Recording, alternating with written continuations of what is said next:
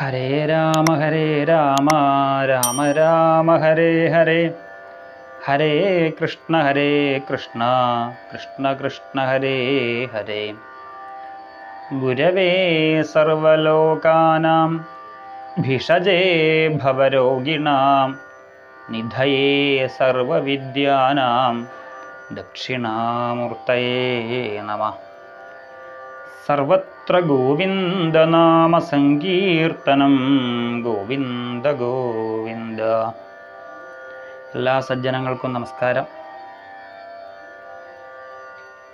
ഇന്ന് നമ്മൾ ചിന്തിക്കുന്നത് കുട്ടികളുടെ കാര്യങ്ങളെക്കുറിച്ചാണ്. നമ്മുടെ എല്ലാവരുടെയും ഗൃഹത്തിലുള്ള കുട്ടികൾ ഇന്നിപ്പോൾ പലതരത്തിലുള്ള തിരക്കുകളിലേക്ക് നീങ്ങിക്കൊണ്ടിരിക്കുന്നു. പണ്ട് നമ്മളൊക്കെ കുട്ടികളായിരിക്കുമ്പോൾ എല്ലാത്തിനും ഇഷ്ടം പോലെ സമയമുണ്ടായിരുന്നു. കളിക്കാനായാലും ഈ പറഞ്ഞതുപോലെ മാങ്ങയുടെ കാലം, മാമ്പഴത്തിൻ്റെ കാലം ഉണ്ടാകുമ്പോൾ മാമ്പഴം പറിക്കാൻ പോകുമ്പോഴും അങ്ങനെ പലതരത്തിൽ കളികളിൽ ഏർപ്പെടാനും പല ആൾക്കാരോട് സംസാരിക്കാനും, പിന്നെ സ്കൂളിലൊക്കെ പോകുമ്പോൾ നടന്നു പോവുക, അപ്പോൾ ഒരുപാട് കൂട്ടുകാരുണ്ടാവും, അവരോട് സംസാരിക്കുക. ഇങ്ങനെ നമ്മൾ സമൂഹവും ഈ സമൂഹത്തിലെ മനുഷ്യൻ മാത്രമല്ല മറ്റുള്ള ജീവജാലങ്ങളെ കാണാനും അവരുടെ ചേഷ്ടകൾ നോക്കാനൊക്കെ നമ്മൾ സമയം കണ്ടെത്തിയിരുന്നു ആ ഒരു കാലം. പക്ഷേ ഇന്നത്തെ കുട്ടികൾ ഇതിനൊന്നും സമയമില്ലാത്തവരാണ്. രാവിലെ എണീറ്റ് കഴിഞ്ഞാൽ അവർക്ക് തിരക്കായി, പഠനം മാത്രമാണ് ലക്ഷ്യം. അപ്പോൾ അങ്ങനെ പഠിക്കുന്നത് കൊണ്ട് എന്താ കാര്യം എന്ന് ചോദിച്ചാൽ, ഇപ്പോൾ നമ്മുടെ കുട്ടികൾ പുസ്തകത്തിലുള്ളത് മസ്തകത്തിലാക്കുന്നു എന്നല്ലാതെ കണ്ട് പ്രായോഗിക ബുദ്ധി അത് കുറഞ്ഞു വരുന്നു എന്ന് തന്നെ സമ്മതിക്കേണ്ടി വരും. പണ്ട് നമ്മൾ ഈ സമൂഹത്തിൽ ഇറങ്ങിയത് കൊണ്ട് തന്നെ ആൾക്കാരോട് സംസാരിക്കുമ്പോൾ പലതരത്തിലും നമുക്ക് അറിവുണ്ടാവുന്നുണ്ട്. എങ്ങനെ ഒരു സമൂഹത്തിൽ പെരുമാറണം, പ്രായമായ ആൾക്കാരോട് എങ്ങനെ പെരുമാറണം, ഒരു ഓഫീസിലെത്തി അങ്ങനെ പെരുമാറണം, പിന്നെ വീട്ടിലേക്ക് വരുന്ന അതിഥികളോട് എങ്ങനെ പെരുമാറണം. ഇതൊക്കെ നമ്മൾ നമ്മുടെക്കാൾ മുതിർന്ന ആൾക്കാരുടെ പല ചേഷ്ടകൾ കൊണ്ടും പല പെരുമാറ്റം കൊണ്ടും നമ്മൾ കണ്ട് മനസ്സിലാക്കിയിട്ടുണ്ട്. ഇന്നത്തെ കുട്ടികൾക്ക് ഇതിനൊന്നും സമയമില്ല. കാരണം രാവിലെ എണീറ്റ് എത്രയും പെട്ടെന്ന് ഒരുങ്ങി ട്യൂഷൻ ഉണ്ടെങ്കിൽ ട്യൂഷന് പോവുക, അത് കഴിഞ്ഞ് നേരെ സ്കൂളിലേക്ക് പോവുക, ഒക്കെ ബസ്സിൽ കയറ്റി വിട്ടു അല്ലെങ്കിൽ ഓട്ടോറിക്ഷയിൽ കയറ്റി വിട്ടു, നേരെ സ്കൂളിലേക്ക് പോയി. അത് കഴിഞ്ഞ് വൈകുന്നേരം സ്കൂൾ കഴിഞ്ഞു, വീണ്ടും ട്യൂഷൻ ഉണ്ടെങ്കിൽ ട്യൂഷൻ. ഇതൊക്കെ കഴിഞ്ഞ് കുട്ടികൾ എത്തുന്നത് സന്ധ്യക്കായിരിക്കും. സന്ധ്യക്കെത്തി എന്തെങ്കിലും ഭക്ഷണം കഴിച്ചു, പിന്നെ ആദ്യം രക്ഷിതാക്കളുടെ വക പഠിപ്പിക്കലാണ്. കാരണം ഈ ട്യൂഷൻ സെൻ്ററിൽ നിന്നും സ്കൂളിൽ നിന്നും കിട്ടിയ പല ഹോംവർക്കുകളും ചെയ്യാൻ വേണ്ടി സമയം കണ്ടെത്തുക. രാത്രി 9 മണി 10 മണി ഒക്കെ ആകുമ്പോൾ ക്ഷീണം കൊണ്ട് കിടക്കുക. ഇങ്ങനെ ഇത് ആവർത്തിച്ചു കൊണ്ടിരിക്കുന്നു. ഇതിൻ്റെ ഇടയിൽ എപ്പോഴാണ് ഇവർക്ക് അച്ഛനോടും അമ്മയോടും സ്നേഹത്തിൽ മിണ്ടാൻ സമയം, അല്ലെങ്കിൽ സമൂഹത്തിൽ മറ്റുള്ളവരോട് മിണ്ടാൻ എപ്പോഴാണ് സമയം? ഒന്നിനും സമയമില്ലാത്തൊരു കാലഘട്ടത്തിലേക്കാണ് പോകുന്നത്. അതുകൊണ്ട് തന്നെ നമ്മുടെ ജീവിതത്തിലെ പല മൂല്യങ്ങളും നഷ്ടപ്പെട്ടുകൊണ്ടിരിക്കുന്നു. ഇതൊന്നും ഇന്നത്തെ കുട്ടികൾക്ക് മനസ്സിലാവുന്നില്ല. അപ്പോൾ അതിൻ്റെ ഇടയിൽ നമ്മൾ നിത്യം ചില കാര്യങ്ങളൊന്ന് ശീലിപ്പിച്ച് കഴിഞ്ഞാൽ അവരുടെ ജീവിതത്തിൽ അത് ഗുണത്തിലേക്ക് നീങ്ങും എന്ന് തോന്നിയിട്ടാണ് ഈ വീഡിയോ ചെയ്യുന്നത്. നമ്മൾ നിത്യം ചില കാര്യങ്ങൾ ചെയ്യാം, അപ്പോൾ നമുക്ക് എല്ലാത്തിനും ഒരു മൂല്യം തോന്നും.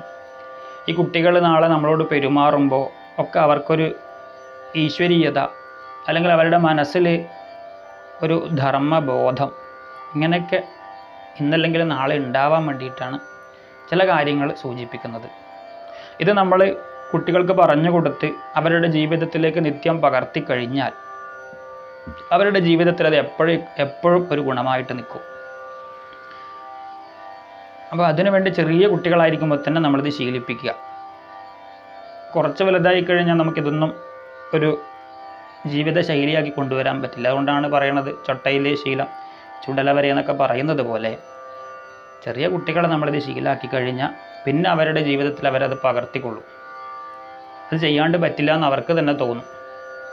അങ്ങനെ ചെയ്യാൻ വേണ്ടിയുള്ള ചില കാര്യങ്ങളാണ് പറയുന്നത്. നേരത്തെ സൂചിപ്പിച്ച കുട്ടികൾ ഈ പറഞ്ഞ പല ഹോംവർക്കുകളൊക്കെ കഴിഞ്ഞ് രാത്രി കിടക്കുമ്പോൾ ഒരുപാട് വൈകും. ചിലപ്പോൾ ചില കുട്ടികളൊക്കെ 11 മണി 12 മണിയൊക്കെ ആവും. രാവിലെ എണീക്കുന്നത് വളരെ വൈകിയായിട്ടായിരിക്കും. അപ്പോൾ ആ ശീലം ആദ്യം മാറ്റാൻ ശ്രമിക്കുക. കുറച്ച് നേരത്തെ കിടന്ന് കുറച്ച് നേരത്തെ എണീക്കാൻ ശ്രമിക്കുക. ബ്രാഹ്മമുഹൂർത്തം എന്നൊക്കെ പറയും. അപ്പോൾ ഇന്നിപ്പോൾ അത് പ്രായോഗികമാണോ എന്ന് ചോദിച്ചാൽ ചിലപ്പോൾ പറ്റണമെന്നില്ല. പക്ഷേ സൂര്യോദയത്തിന് മുമ്പെങ്കിലും എണീക്കാൻ ശ്രമിക്കുക. ഇനി ഒന്നുമില്ലെങ്കിൽ 7 മണിക്ക് മുമ്പെങ്കിലും എണീക്കാൻ ശ്രമിക്കുക. നമ്മളെ കുട്ടികളെ എണീപ്പിക്കുക. അപ്പോൾ കുട്ടികൾ എണീക്കുക. എണീറ്റ് കഴിഞ്ഞ് പെട്ടെന്ന് ആ കിടക്കയിൽ നിന്നും ചാടി പോവാതെ കണ്ണ് തുറന്ന് കുറച്ച് സമയം ഒന്ന് സമാധാനമായിട്ടിരിക്കുക. അതായത് നമ്മൾ ആ ഒരു ബോധം മനസ്സിലേക്ക് വരിക. ഒന്നിരുന്ന് ഞാൻ എവിടെയുള്ളത് എന്നുള്ള ബോധം ആദ്യം ഉണ്ടാക്കുക. അത് കഴിഞ്ഞാൽ നമുക്ക് ഏറ്റവും പ്രിയമായിട്ടുള്ള കാര്യം ഓർക്കുക. ഏറ്റവും പ്രിയം എന്ന് വെച്ചാൽ നമ്മൾ ദിവസവും ചെയ്യേണ്ടത് എണീറ്റ് കഴിഞ്ഞാൽ ആദ്യം നമുക്ക് ജന്മം നൽകിയ അമ്മയെ ഒന്ന് സ്മരിക്കുക, അച്ഛനെ ഒന്ന് സ്മരിക്കുക, പിന്നെ നമ്മുടെ ഗുരുനാഥന്മാരെയും ഇഷ്ടദേവനെയൊക്കെ ഒന്ന് സ്മരിക്കുക. അതിനുശേഷം നമ്മൾ മെല്ലെ എണീറ്റിരിക്കുക. എണീറ്റിരുന്ന് കഴിഞ്ഞാൽ നമ്മുടെ കൈ നോക്കി ചൊല്ലേണ്ട ഒരു മന്ത്രമുണ്ട്. പണ്ട് പൂർവികരൊക്കെ ചെയ്തുകൊണ്ടിരുന്ന മന്ത്രമാണ്. ആ മന്ത്രം ചൊല്ലാൻ ശ്രമിക്കുക. ആ മന്ത്രം ചൊല്ലാം. കരാഗ്രേ വസതേ ലക്ഷ്മി, കരമധ്യേ സരസ്വതി, കരമൂലേ സ്ഥിതേ ഗൗരി, പ്രഭാതേ കരദർശനം.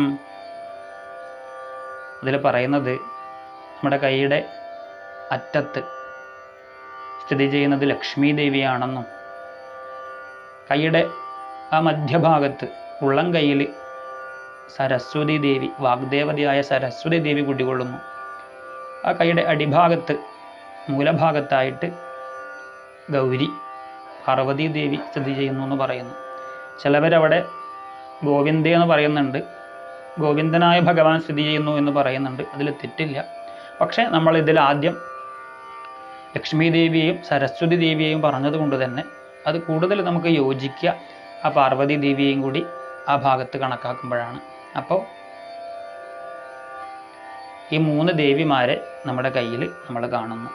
ലക്ഷ്മി, സരസ്വതി, ഗൗരി. ഇങ്ങനെ 3 ദേവിയുടെ 3 ഭാവങ്ങൾ നമ്മൾ നമ്മുടെ കയ്യിൽ കാണുന്നു. അങ്ങനെ നമ്മുടെ 2 കൈയും നോക്കി ആ മന്ത്രം ചൊല്ലിയതിനു ശേഷം പിന്നെ നമ്മൾ മെല്ലെ ഭൂമിയിലേക്ക് സ്പർശിക്കാൻ പോകുന്നു. ചിലവർ കട്ടിൽ നിന്ന് താഴെ ഇറങ്ങുന്നുണ്ടാവാം, ചിലവർ താഴെ നിലത്ത് കിടക്കുന്നവരാണെങ്കിലും എന്തായാലും ഭൂമിയിലേക്ക് സ്പർശിക്കാൻ പോകുന്നു. അപ്പോൾ നമ്മുടെ ആധാരമായി നിൽക്കുന്നത് ഭൂമിയാണ്.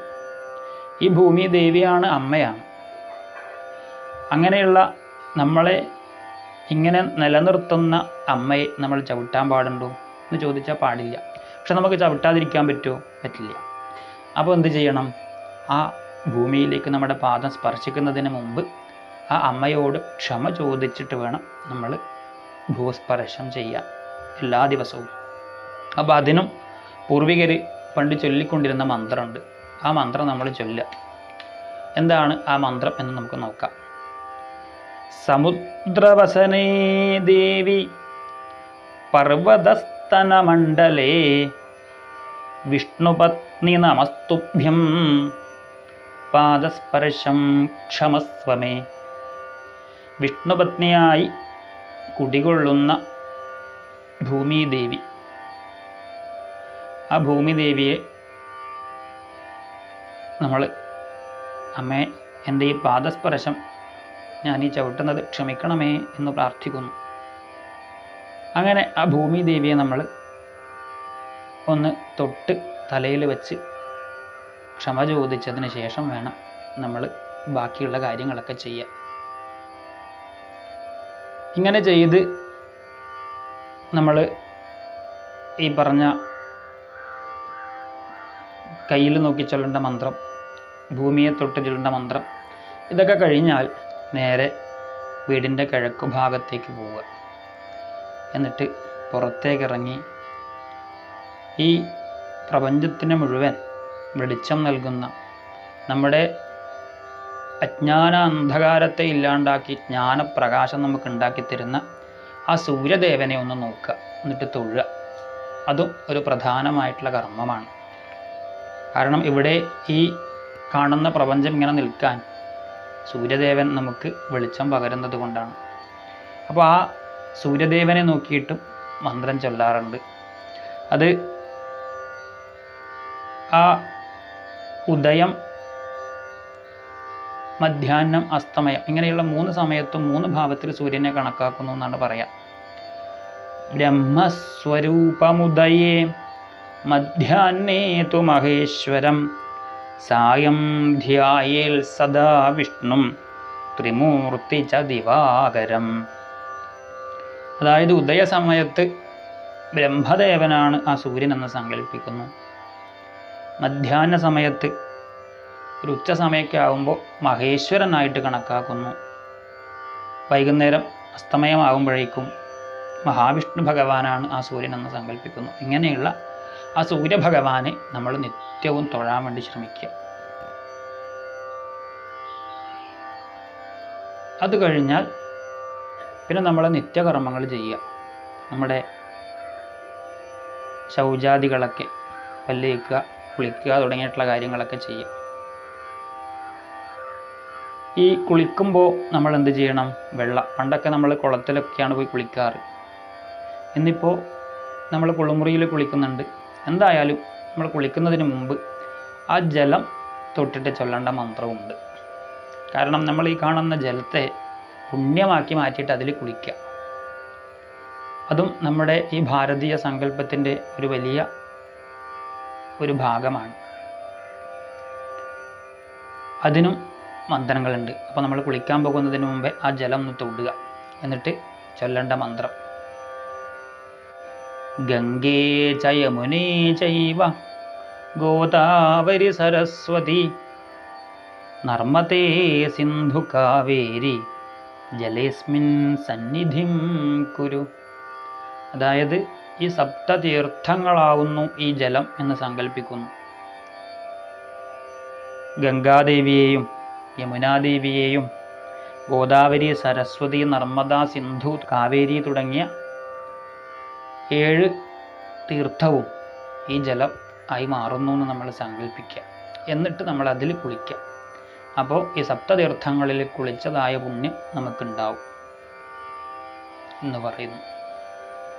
അപ്പോൾ അത്രയും കാര്യങ്ങളാണ് നമ്മൾ ചെയ്യേണ്ടത്.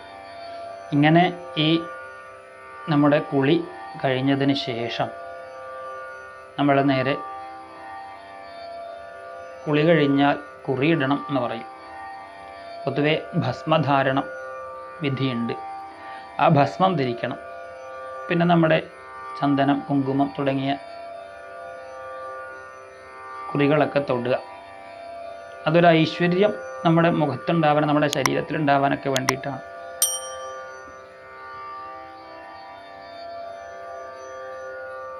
ഇത്രയും കാര്യങ്ങളാണ് നമ്മൾ ചെയ്യേണ്ടത്.